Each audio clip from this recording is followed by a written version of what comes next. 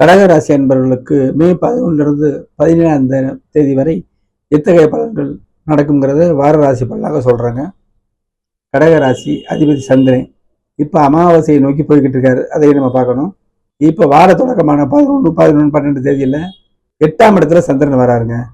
இந்த இடத்துல நான் கவனமா கேட்டுக்கிறேங்க. ராசிநாதன் 8ஆம் இடத்துல இருள் தன்மையோடு இருக்காரு. இப்ப ஆரோக்கிய சந்தர் கவனமா இருக்கணும். கொஞ்சம் சிறு சிறு உடல் உபாதைகள் வரலாம். பயணப்படுறதுல கவனமா இருக்கணும். பேசுகிற பேச்சுகள் கவனம். அந்த 8ஆம் இடத்துல சந்திராஷ்டமம் வருதுல, அப்போ இருள் அமைப்பா இருக்கு. ஆனால் சுக்கிரன் சேர்ந்த குருவின் 9ஆம் பார்வை விடுக்குது.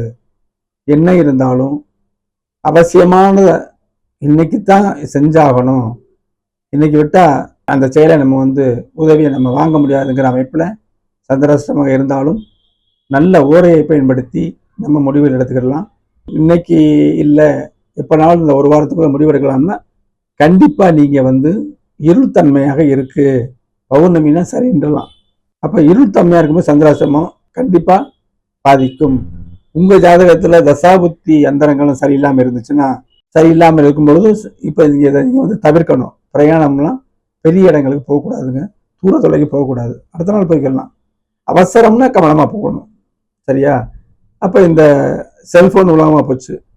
செல்ஃபோனில் ஏதாவது நம்ம தேவையில்லாத விஷயங்களை பார்த்தோம்னா அதில் போய் லாக் ஆகிடுவோம். இதெல்லாம் உண்மையான விஷயங்கள். இதை நீங்கள் குறைச்சிக்கிறணும். 9ஆம் இடத்துல சந்திரன் வந்தவொடனே நல்ல செய்யணும்னு சொன்னேன். எல்லா விதையும் சொல்கிறேன். சந்திராசம் முடிஞ்சவொடனே 9ஆம் இடத்துக்கு வரும்ல, அப்போ நடத்தலாம். இந்த வாரம் என்னங்கிறத சொல்கிற மாதிரிங்களேன்.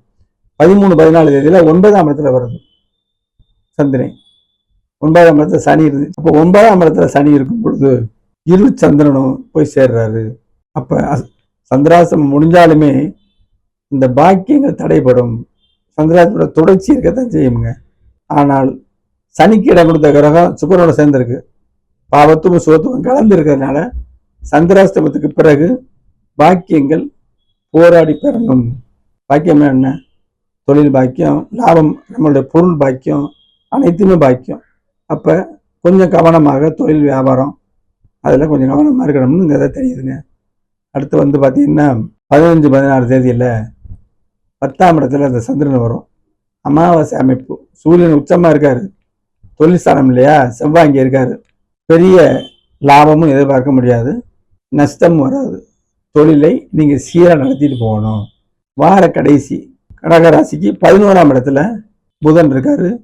சுக்கிரனோட பரிவர்த்தனை, குருவும் இருக்காரு. கடகத்துக்கு யோகம்.